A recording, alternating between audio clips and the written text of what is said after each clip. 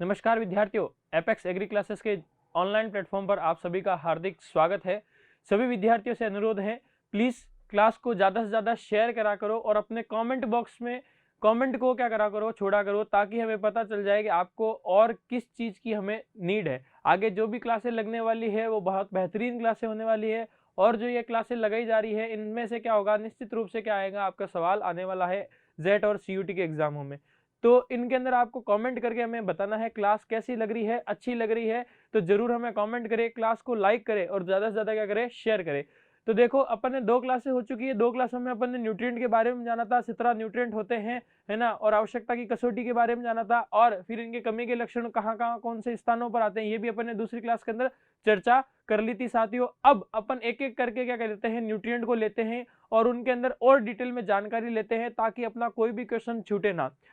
पढ़ते हैं आज नाइट्रोजन और फास्फोरस के कार्यों के बारे में, उनके कमी के लक्षणों के बारे के अंदर, और उनसे होने वाले जो कमी के लक्षणों के आधार पर अपन को कौन से रोग हो जाते हैं वो भी अपन क्या करते हैं, चर्चा करते हैं। तो चलिए शुरू करते हैं आज के सेशन को।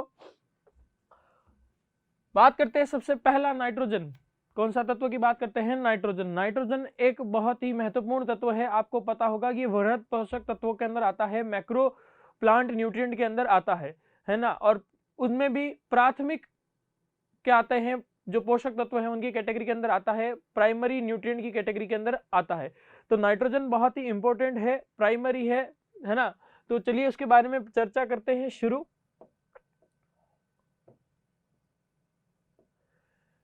तो नाइट्रोजन है, नाइट्रोजन को अपन किससे डिनोट करते हैं? एन से। इसको अगर डिनोट करना है, डिनोट का मतलब इसको प्रदर्शित करना है, तो किससे करा जाता है? नाइट्रोजन को एन से प्रदर्शित करा जाता है। पौधा इसको कौन कौन से रूप में ग्रहण करता है? NO3- और NH4+, है ना। किस किस रूप में ग्रहण करा जाता है? NO3- और NH4+ के रूप में क्या करते हैं, इसको ग्रहण करते हैं साथियों। और अगर मैं बात करूं साथियों, तो इसके अंदर आपको यहाँ पर एक सवाल मिलता है, और मैंने पिछली क्लास में बताया था, फिर से एक बार चर्चा करते हैं, है ना। तो NO3 ये क्या होती है? सभी प्रकार की फसलें,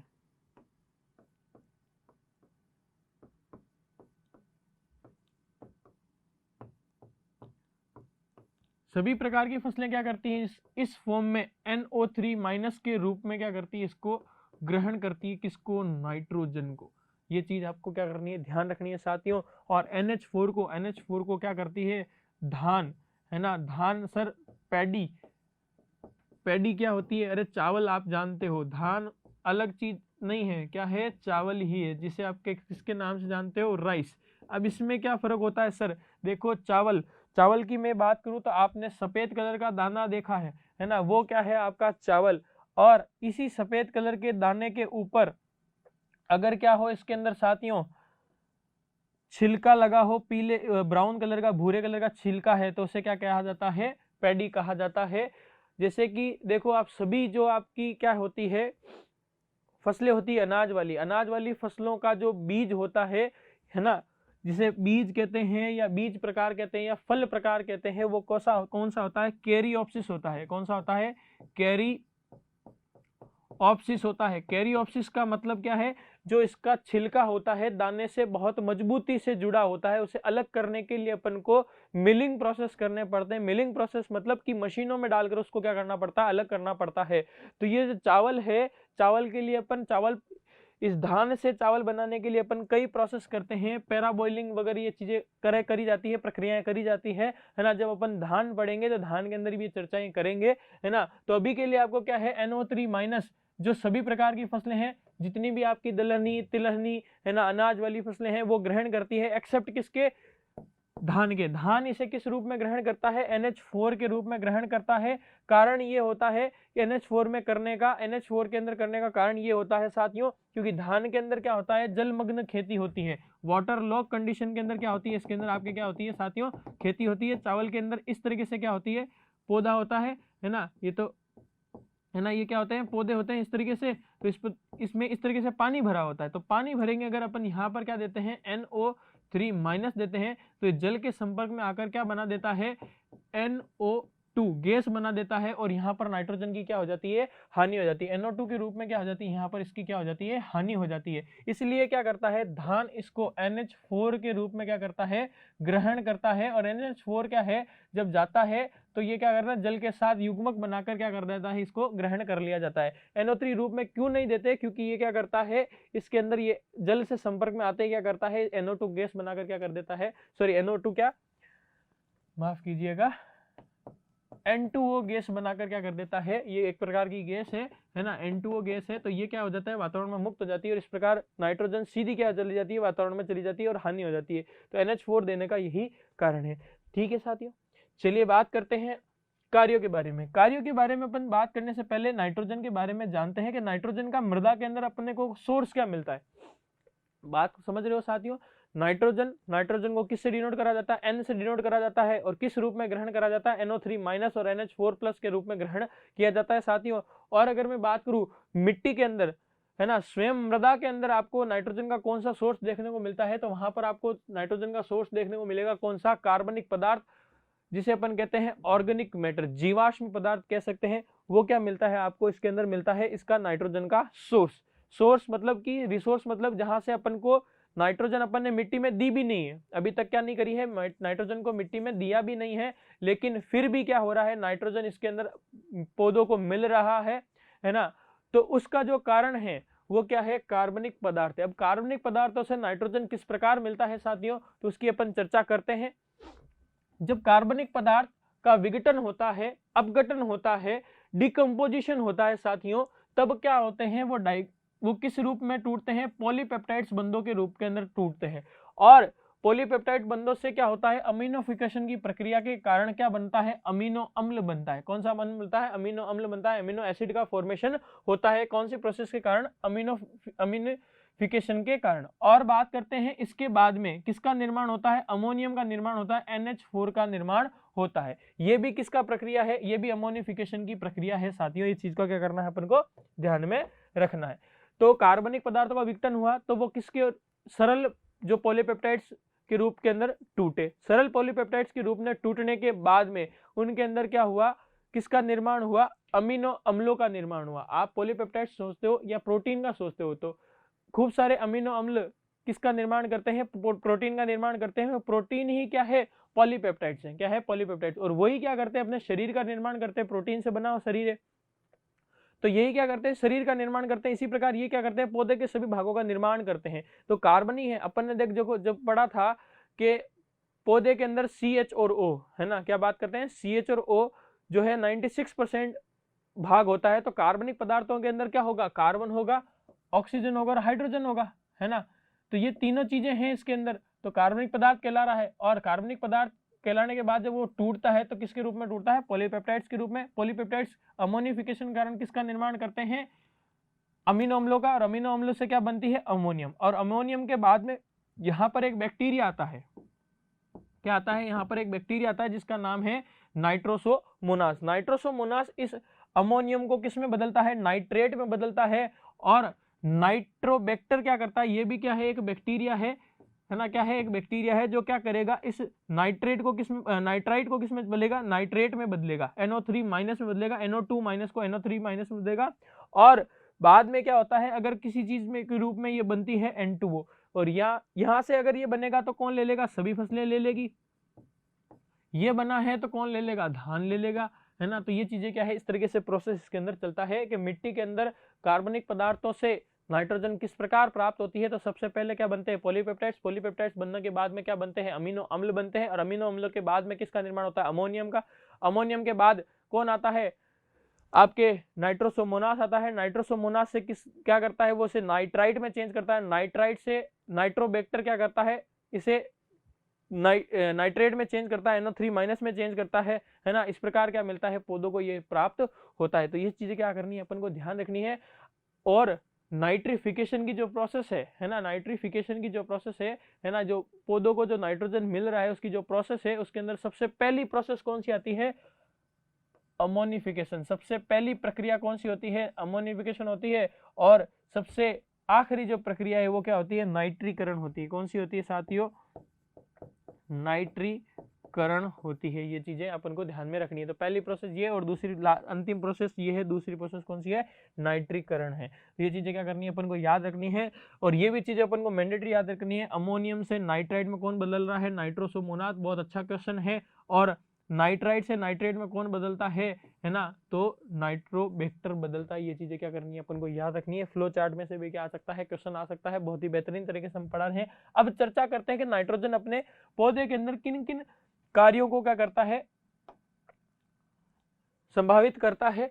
तो बात करते हैं फंक्शंस ऑफ नाइट्रोजन की, बात करते हैं नाइट्रोजन के कार्य की बात करते हैं। सबसे पहला आता है कि नाइट्रोजन क्या करता है, पौधे के अंदर वनस्पतिक भागों की क्या करता है, वृद्धि करता है। किसकी बात करता है, वनस्पतिक भागों की। वनस्पतिक भाग क्या होते हैं सर, इसके अंदर जो आपकी पत्तियां हैं, तने हैं और जो आपकी छोटी शाखाएं हैं, बड़ी शाखाएं हैं, जितनी भी आपकी ट्रेलर्स वगैरह निकल रहे हैं, उन सभी का निर्माण कौन करता है, वनस्पतिक भागों का निर्माण कौन करता है, आपके नाइट्रोजन करता है। नाइट्रोजन, अब देखो वनस्पतिक भाग होते हैं और एक होता है आपका आर्थिक भाग। आर्थिक भाग मतलब जिसको अपन बेचते हैं और अपन को क्या मिलता है, पैसा मिलता है, वो तो होता है आर्थिक भाग। और एक होता है वनस्पतिक भाग, जो पत्तियां वगैरह ये, तो इसको अपन बेचते नहीं है, ये काम नहीं आता है, मतलब आर्थिक रूप से गेहूं का दाना काम आएगा लेकिन ये नहीं आता। इसमें वनस्पतिक जो भाग है, पौधे की शाखाएं बनाना, फूल पत्तियां बनाना, लीव सिस्टम वगैरह, वो चीजें का फॉर्मेशन का काम कौन करता है, नाइट्रोजन करता है।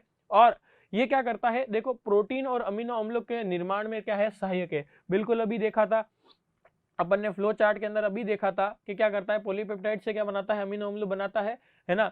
तो अमीनो अम्ल बने हैं किससे जुड़कर बने हैं, नाइट्रोजन के जुड़कर बने हैं। बाद में पॉलीपेप्टाइड बने और पॉलीपेप्टाइड से क्या बना है, कार्बनिक पदार्थ बना है, मतलब पूरा का पूरा क्या बना है, आपका पौधा बना है। तो इन सभी का भाग कौन है, नाइट्रोजन है ना। और बात करें प्रोटीन में नाइट्रोजन की मात्रा कितनी होनी चाहिए, 16% है ना। बात करते हैं कि प्रोटीन तथा नाइट्रोजन अमीनो अम्ल का निर्माण कौन करता है, नाइट्रोजन करता है। लेकिन प्रोटीन का खुद कितना परसेंट भाग होता है, तो नाइट्रोजन प्रोटीन का 16% भाग होता है।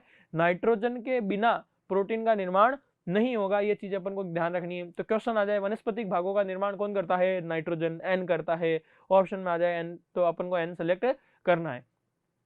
प्रोटीन का निर्माण कौन करता है, तो कौन करता है, अपने नाइट्रोजन करता है। कितने परसेंट होता है प्रोटीन के अंदर नाइट्रोजन, तो 16% होता है। ये चीज अपन को क्या करनी है, ध्यान में रखनी है। बात करते हैं यह क्लोरोफिल तथा पोर फायरिंग वलय के निर्माण में सहायता करता है। सर ये क्लोरोफिल आप जानते हो, हरित लवक, क्या बात करते हैं, हरित लवक की बात करते हैं,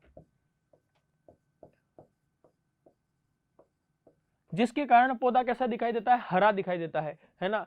तो ये जो क्लोरोफिल है उसका निर्माण कौन करेगा, नाइट्रोजन करेगा।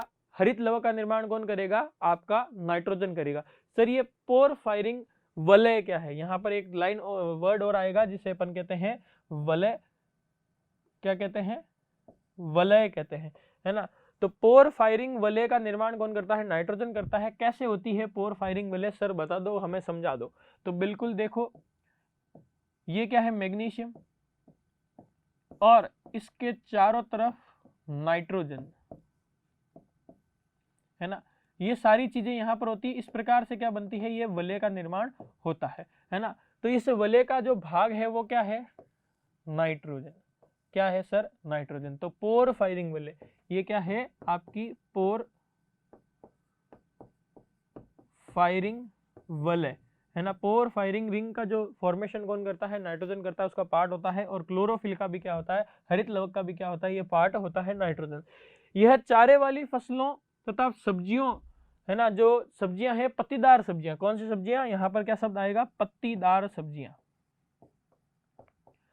चारे वाली फसलें तथा पत्तीदार सब्जियों की क्या करता है, गुणवत्ता तथा रसीलेपन को बढ़ाता है। देखो चारा है, खाने में स्वादिष्ट होना चाहिए, उसके अंदर रस होना चाहिए, तो पशुओं को खाने में मजा आएगा, जूसी, है ना। आप कोई भी चीज खाते हो, जैसे कि अगर आपको बात करें कि अगर आपको वाटरमेलन खिलाया जाए, उसमें खूब सारा रस होता है, तो आपको खाने में मजा आता है ना। केला लोगों को खाने में इतना मजा नहीं आता जितना आम खाने में मजा आता है, क्योंकि आम के अंदर क्या होता है, रस होता है। तो उसी प्रकार क्या है, पशुओं को भी क्या होता है, टेस्टी खाना चाहिए, टेस्टी भोजन चाहिए या टेस्टी चारा चाहिए। तो वो इसके अंदर अपन को क्या करना है, रस डालना है, पानी की मात्रा को बढ़ाना है। तो उस रस की मात्रा को बढ़ाने के लिए नाइट्रोजन वहां पर क्या करना पड़ेगा, अपन उसकी मात्रा बढ़ानी पड़ेगी। चारे वाली फसलों में, फॉडर क्रॉप्स के अंदर अपन को इंक्रीज करना पड़ेगा नाइट्रोजन का।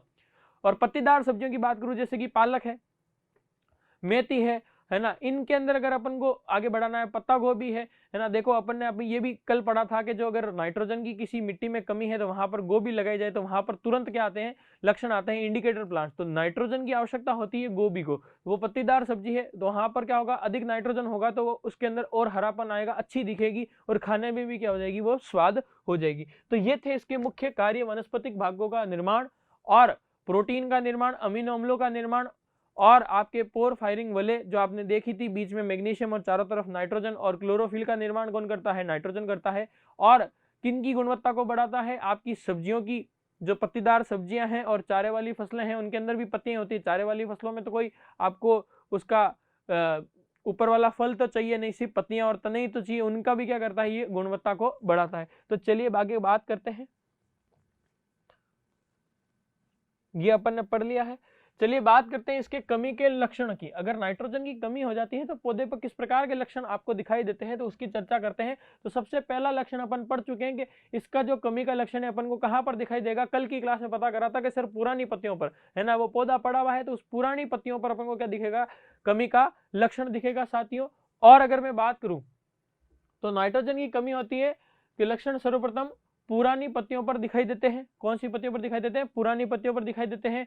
पुरानी पत्तियां क्या दिखाई देती है, पीली पड़ जाती है ना। और बात करते हैं उद्यान, आगे जो खाद्यान्न फसल है ना, कौन सी फसल है, खाद्यान्न फसल है, आपकी सीरियल्स क्रॉप है, वहां पर कैसा अपन को वी आकार का क्या दिखा देता है, पीलापन दिखाई देता है ना। तो देखो पूरी की पूरी पत्तियां हैं आपकी कैसी पड़ गई, हरी पड़ गई है ना। तो ये क्या है, आपके नाइट्रोजन का कमी का लक्षण है। और आप देख सकते हैं कि इसके अंदर आपको जो देखो इस तरीके से वी बन रहा है इसके अंदर, है ना, क्या बन रहा है, वी बन रहा है, ये वी शेप बन रही है, इधर हरा है इधर हरा है, बीच में से पीला हो रहा है। तो ये वी आकार का जो पीलापन है वो किसकी कमी का लक्षण है, नाइट्रोजन की कमी का लक्षण है। साथियों ध्यान में रखना है।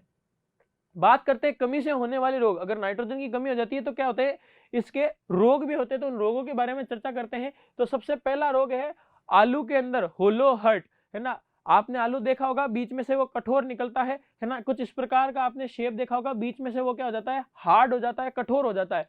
तो किसकी कमी का लक्षण है, नाइट्रोजन की कमी का लक्षण है। साथियों इस चीज को क्या करना है, ध्यान में रखना है। बात करते हैं होलो हर्ट की, है सॉरी, होलो हर्ट तो होता है आलू में, होलो स्टेम की बात करते हैं फूल गोभी में। फूल गोभी का आपने डंठल देखा है, डंठल के अंदर क्या होता है, ये बीच वाला जो पोर्शन है ये क्या हो जाता है, या तो खाली हो जाता है। होलो का मतलब क्या है, खाली, है ना, हमेशा याद रखना, होलो का मतलब हिंदी के अंदर होता है खाली। तो ये क्या है, यहाँ पर क्या रह गया, खाली रह गया, है ना। तो होलो स्टेम इसका जो तना वाला था, ये फूलगोभी आपने देख रखी है, बीच वाला जो पोर्शन था वो क्या रह गया, खाली रह गया, है ना। तो फोटो और वीडियो के माध्यम से समझाने का मतलब ये है कि आपको हमेशा क्या है, ये चीज दिमाग में फिट करनी है कि इस प्रकार रोग होता है। साथियों इस प्रकार ही बेहतरीन क्लासें आपको सिर्फ और सिर्फ एपेक्स एग्री क्लासेस जोधपुर के डिजिटल प्लेटफॉर्म पर मिलेगी। और हमारी जो क्लासें हैं 29 मार्च से शुरू हो रही है। जेट और सीयूटी का जो क्रैश कोर्स है 29 मार्च 2024 से शुरू हो रहा है। तो ज्यादा से ज्यादा अधिक संख्या में पधार कर विद्यार्थियों अपना रजिस्ट्रेशन करवा लें। इसी प्रकार मजेदार क्लासें चलती रहेगी जब तक एग्जाम होगा। बात करते हैं फूल गोभी में होलो स्टेम, जो ये वाला रोग है वो बोरोन पोषक तत्व की कमी के कारण होता है ना। इसकी कमी कारण भी होता है और इसके अंदर आपका जो विकार है वो इस फूल गोभी के अंदर भी होता है। तो दोनों से ये रोग होता है। ये चीज आपको क्या करनी है, ध्यान में रखनी है। फिर नाइट्रोजन की कमी से फसलों पर प्रभाव अधिक, सॉरी कमी नहीं है, ये क्या है, अधिकता। नाइट्रोजन की अधिकता, अगर मान लो नाइट्रोजन अपन ने गलती से ज्यादा दे दिया, क्या दे दिया, पौधों को गलती से ज्यादा दे दिया, तो उसका क्या प्रभाव आता है, अधिक वनस्पति वृद्धि के कारण पौधा तेजी से, जैसे मान लो क्या होगा, उसके अंदर वनस्पति जो है, मतलब उसकी पत्तियां हैं, तने हैं, उनके अंदर क्या होगा, उनकी संख्या अलग ज्यादा हो जाएगी और उनके अंदर क्या आ जाएगा, लचीलापन, कठोरता नहीं की लचीलापन आ जाएगा। तो जैसे ही हवाएं चलेगी तेज तो वो क्या हो जाएंगे, नीचे गिर जाएंगे, है ना, जिसे अपन नाम देते हैं, इस प्रकार की जो अवस्थाएं होती है पौधे को, उसको अपन नाम देते हैं क्रॉप लोजिंग। बात करते हैं कीटों तथा रोगों का प्रकोप अधिक बढ़ जाता है। अब जैसे ही क्या होगा, मैंने क्या बताया कि नाइट्रोजन के उपयोग से फसलों में रस की मात्रा बढ़ जाती है। तो ये जो रस है किसको, कीटों और रोगों को क्या करेगा, अपनी ओर आकर्षित करेगा, तो उनके ऊपर अटैक करेगा, है ना। तो अटैक करेगा, उनको खाने के अंदर वो क्या आएगा, मजा आएगा, तो ज्यादा से ज्यादा वो क्या करेंगे, उसको खाने की कोशिश करेंगे। तो इस प्रकार क्या होगा, कीटों और रोगों का प्रकोप यहाँ पर बढ़ जाएगा। कार्बनिक पदार्थ प्रथम चरण में अमोनिफिकेशन तथा अंतिम चरण में नाइट्रिफिकेशन होता है। जो आपका लास्ट में एक बात लिखी हुई, इसे एज ए नोट डिनोट करना या नोट की तरह काम में लेना कि कार्बनिक पदार्थ के अंदर, मैंने पहले भी बताया था, ये उसकी बात है ना, कि कार्बनिक पदार्थ का जो प्रथम चरण होता है उसको अपन क्या कहते हैं, अमोनिफिकेशन, और लास्ट का कौन सा होता है, नाइट्रिफिकेशन, जिसके अंदर नाइट्राइट से नाइट्रेट का निर्माण होता है। इसे नोट लगा लेना, मैंने आपको ये बात उस समय चार्ट के अंदर बता दी थी। कौन से चार्ट की बात कर रहे हो सर, है ना, तो अपन इस चार्ट की बात कर रहे हैं, है ना। तो इसकी जो प्रथम चरण तो यह है, और दूसरा जो नाइट्रिफिकेशन है या नाइट्रीकरण है हिंदी में कह लो, तो दूसरा है जो नाइट्राइट से नाइट्रेट के अंदर बदलता है, तो ये दूसरा और अंतिम चरण भी यही है। तो बात करते हैं आगे, बात करते हैं अब देखो नाइट्रोजन के बाद में, नाइट्रोजन आपको समझ में आ गया है ना, निश्चित रूप से बहुत ही बेहतरीन तरीके से आपको क्लियर हो गया है। अब बात करते हैं दूसरे पोषक तत्व की, जिसका नाम है फोस्फोरस। किसकी बात करते हैं साथियों, फोस्फोरस की बात करते हैं। फोस्फोरस अगेन आपके लिए क्या है, एक प्राथमिक पोषक तत्व है, एनपीके, तीनों ही क्या है, प्राथमिक पोषक तत्व है ना। तो इन चीजों को क्या करना है अपन को, निश्चित रूप से क्लियर कर लेना, एक एक पॉइंट को क्या कर लेना, क्लियर कर लेना, कहां से क्वेश्चन आते हो सब क्या कर लेना है, क्लियर कर लेना है। बात करते हैं देखो फोस्फोरस की। फोस्फोरस पौधे में मुख्यतः H2PO4 के रूप में क्या करता है, ग्रहण किया जाता है। H2PO4 प्लस के रूप में क्या करा जाता है, ग्रहण किया जाता है। जैसे कि नाइट्रोजन की बात करी तो NO3 माइनस और NH4 प्लस के रूप में क्या करा जाता है, ग्रहण करा जाता है। इसी प्रकार इसी के अंदर फोस्फोरस ग्रहण करा जाता है। फोस्फोरस की उपलब्धता अम्लीय मृदाओं में अधिक होती है। क्या होता है, फोस्फोरस की जो मृदाएं हैं, है ना, जो उपलब्धता क्या होती है आपके अम्लीय मृदाओं में अधिक होती है ना। जो आप देख सकते हो अम्लीय मृदाएं क्या होती, किधर होती है, इधर। ये पीएच स्केल है, उदासीन का होता है 7 पर, और 14 पर क्या होता है आपके क्षारीय की तरफ आगे चलती है। तो 7 से इधर तो क्या होता है क्षारीयता, और इधर क्या होती है अम्लीयता। तो जिनकी पीएच 7 से क्या होती है, कम होती है या 7 होती है, उन पर क्या होता है, फोस्फोरस की उपलब्धता अच्छी खासी होती है। और अगर बात करें अधिक अम्लीय मृदाओं में जो फोस्फोरस की उपलब्धता कम हो जाती है, क्योंकि वहां पर किसकी अधिकता हो जाती है, Al+3, है ना। यहाँ पर क्या आएगा, Al+3 और Fe+2, है ना, इनकी क्या हो जाती है, अधिकता हो जाती है, जिसके कारण क्या होता है, विषाक्तता उत्पन्न होती है ना। इनके अंदर एक कंपटीशन उपलब्ध मौजूद हो जाता है या उत्पन्न हो जाता है, जिसके कारण क्या हो जाती है, वहां पर फोस्फोरस की क्या हो जाती है, मात्रा क्या हो जाती है साथियों, कम हो जाती है ना।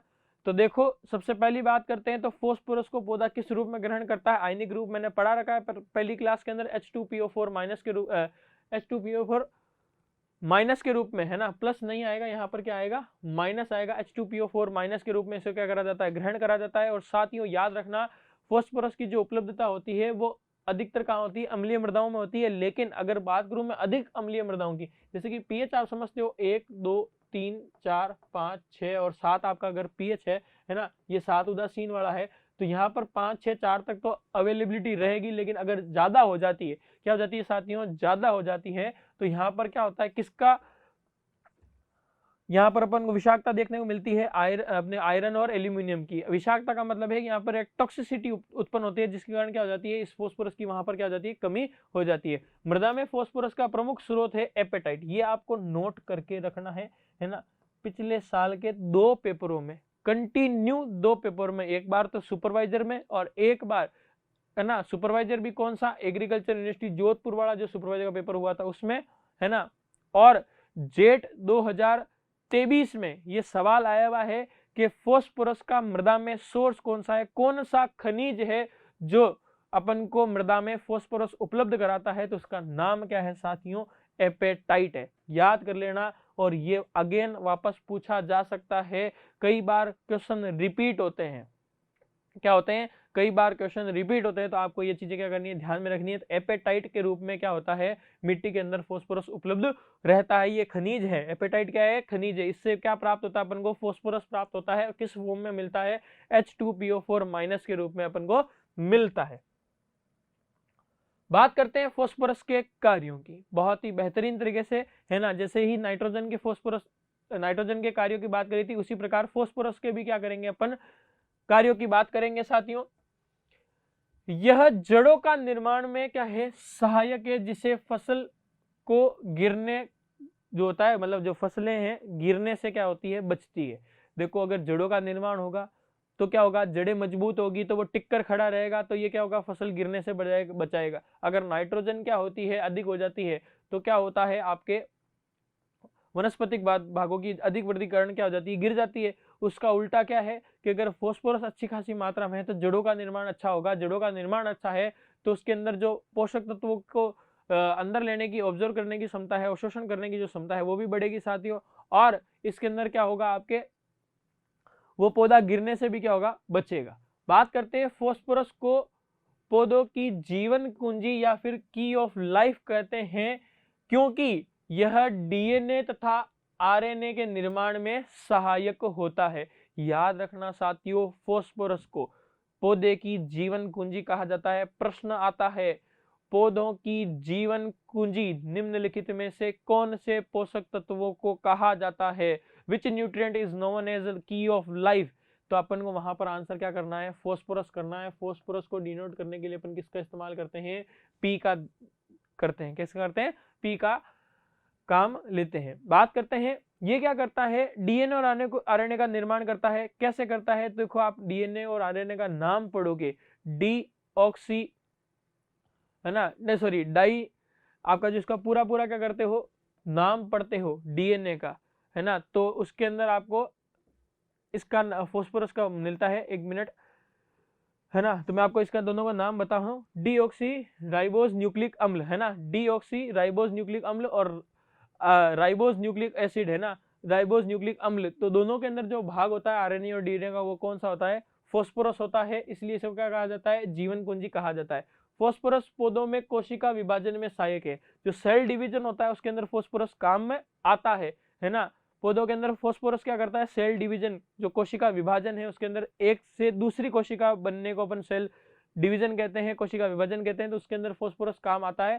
फास्फोरस दानों के निर्माण में सहायक है तथा दाने एवं भूसे के अनुपात को क्या करता है, नियंत्रित करता है। तो नाइट्रोजन की अधिकता से क्या होता है, पौधे के अंदर वनस्पतिक वृद्धि होती है।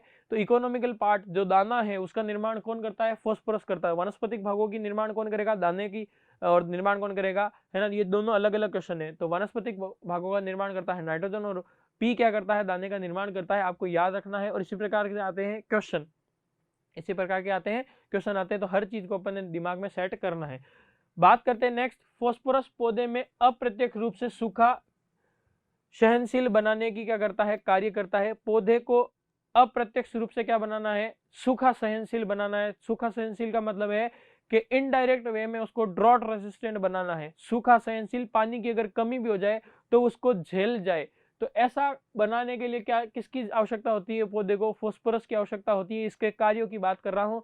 क्यों होती है, अप्रत्यक्ष का क्या बात होगी सर, ये इनडायरेक्ट वे में, डायरेक्ट वे में क्यों नहीं है, क्योंकि ये क्या करता है, जड़ों का निर्माण करता है। क्या करता है साथियों, जड़ों का निर्माण करता है। तो जड़ों का अधिक निर्माण होगा, है ना, तो क्या करेगा, पौधा पानी भी क्या करेगा, ज्यादा मात्रा में इकट्ठा करेगा। और अगर जड़ों का निर्माण हुआ है तो वो जड़ें गहरी चली गई तो भी क्या होगा, यहाँ पर फास्फोरस के अंदर क्या होगा, आपके काम आएगा, किसके अंदर, सूखा सहनशील बनाने में। तो ये इसके क्या थे, कार्य थे साथियों। बहुत ही बेहतरीन तरीके से बात कर रहे हैं। और फास्फोरस के कमी के लक्षणों की बात करूं, किसकी बात करूं, फास्फोरस के कमी के लक्षणों की बात करूं, तो फास्फोरस के अगेन जो लक्षण है अपन को कहां पर दिखाई देते हैं, पुरानी पत्तियों पर दिखाई देते हैं, निचली पत्तियों पर दिखाई देते हैं। तो पौधे की पुरानी पत्तियों पर दिखाई देते हैं, अपन ने पिछली क्लासों में चर्चा करी है। फास्फोरस की कमी के कारण पौधों की पत्तियों का रंग अधिक गहरा हो जाता है। अगर मान लो क्या हो जाता है, फास्फोरस की क्या हो जाती है, कमी हो जाती है, तो उसका क्या हो जाता है, अधिक गहरा होगा, है ना। और फास्फोरस की कमी के कारण पौधों की पत्तियों पर बैंगनी रंग के छोटे छोटे धब्बे दिखाई देते हैं। इस तरीके से बैंगनी कलर की पत्तियां हो जाती है साथियों, जो कि एंथोसाइन, जो आपका एंथोसाइनिन है, जो आपका बैंगनी रंग बनाने वाला क्या है, वर्णक है, जिसका नाम क्या है, एंथोसाइनिन। तो यहां से अपन को क्वेश्चन मिलता है कि जो पौधे की पत्तियां हैं, और या फिर जो पौधे के अंदर अलग अलग ग्रीन के अलावा जो कलर है, तो उसके अंदर जो बैंगनी कलर है उसका निर्माण कौन सा वर्णक करता है, तो एंथोसाइनिन करता है ना। तो इस प्रकार के कई वर्णक होते हैं जो अलग अलग रंग देते हैं, तो इसमें से एक वर्णक कौन सा है, एंथोसाइनिन है। और एंथोसाइनिन के कारण कौन सा रंग होता है, बैंगनी रंग होता है। कौन सा होता है, ये आपका बैंगनी कलर होता है। और बैंगनी कलर कब होगा, जब फास्फोरस की क्या होगी, कमी होगी। और फास्फोरस की जैसे ही कमी होगी तो क्या होगा, वहां पर एंथोसाइनिन की क्या हो जाएगी, मात्रा बढ़ जाएगी। ये अपन को क्या करना है, ध्यान में रखना है। बात करते हैं फास्फोरस की अधिकता की। तो मृदा में अधिक फास्फोरस होने से जिंक, आयरन और कॉपर पोषक तत्वों की कमी हो जाती है, ये चीज अपन को ध्यान रखनी है। पूछ ले कि फास्फोरस की अधिकता होगी तो कौन से पोषक तत्वों की क्या होगी, कमी होगी, तो जिंक, आयरन और क्या होगा, आपके कॉपर की क्या हो जाएगी, कमी हो जाएगी। और अगर मैं पूछूं जिंक, कॉपर और आयरन के बढ़ने से किस पोषक तत्व की कमी होती है, तो ये क्या है, फास्फोरस है। और इसको अपन कहते हैं एंटागोनिस्टिक इफेक्ट। क्या कहते हैं, एंटागोनिस्टिक इफेक्ट, विपरीत प्रभाव। क्या कहा जाता है, विपरीत प्रभाव। मतलब कि फास्फोरस बढ़ेगा तो क्या होगा, जिंक, कॉपर और आपकी बात करें आयरन, है ना, इनकी क्या हो जाएगी, यहाँ पर कमी हो जाएगी। और अगर बात करूं उल्टा, इनकी अगर क्या होती है, वृद्धि होती, तो इसकी क्या हो जाएगी, कमी। तो इसे अपन क्या कहते हैं, एंटागोनिस्टिक इफेक्ट कहते हैं, एक दूसरे का विपरीत प्रभाव। जलमग्न वाले क्षेत्रों में फास्फोरस की उपलब्धता क्या हो जाती है, बढ़ जाती है। तो क्या है, वाटर लॉग कंडीशन है, जहां पर पानी भर गया है। ऑब्वियस सी बात करते हैं किसकी, धान की खेती की। धान की खेती आप जानते हो बच्चों कहां पर होती है, खेत में पानी जो भरा होता है वहां पर होती है। और जलमग्न क्षेत्रों में होती है, फास्फोरस की उपलब्धता बढ़ जाती है, तो वहां पर क्या होता है, फास्फोरस की क्या हो जाती है, उपलब्धता मतलब अवेबिलिटी बढ़ जाती है, क्योंकि वहां का जो पीएच है ना, वो ऑटोमेटिक क्या हो जाता है, 7 से कम। क्या हो जाता है, 7 से कम हो जाता है, इसलिए वहां पर क्या हो जाती है, पी की क्या होती है, मात्रा बढ़ जाती है। तो इसी प्रकार है अपना फास्फोरस। बहुत ही बेहतरीन तरीके से एक एक पॉइंट आपके लिए लेकर आ रहा हूं साथियों। जरूर क्लास को लाइक करना है और शेयर करना है ताकि दूसरों तक पहुंचे, और अपने कमेंट भी छोड़ने हैं, क्लास कैसी लग रही है, समझ में आ रहा है कि नहीं आ रहा है। इस तरीके से क्वेश्चन अपन हमारे को क्या करना है, कमेंट करना है। आपका कोई क्वेश्चन भी हो तो हमें बता सकते हो। और साथियों, हम रोज कह रहे हैं कि 29 मार्च 2024 से जेट और सीयूटी का क्या हो रहा है, क्रैश कोर्स स्टार्ट हो रहा है साथियों। और कुछ बच्चे जो 10th के बाद 11th और 12th फाउंडेशन एग्रीकल्चर के सेक्टर में करना चाहते हैं, तो वहां पर भी हमारी क्लासेस चल रही है। 29 मार्च से हमारी क्लासेस स्टार्ट हो जाएगी, क्रैश कोर्स, है ना, सीयूटी के लिए भी और जेट के लिए भी, है ना। तो हिंदी और इंग्लिश दोनों माध्यम में होगी साथियों। अगर आपको इस क्षेत्र के अंदर काम करना है, जेट को बहुत अच्छी तरीके से क्लियर करना है, सीयूटी के अंदर, है ना, रैंक लानी है, तो एपेक्स एग्री क्लासेस जोधपुर को ज्वाइन करना पड़ेगा। जोधपुर के अंदर जो कि, है ना, तो हमारे कांटेक्ट नंबर पर कांटेक्ट कीजिए और अपना कमेंट कीजिए और लाइक जरूर कीजिए ताकि ज्यादा से ज्यादा अच्छी क्लास बच्चों तक पहुंचे। तो आज के लिए धन्यवाद।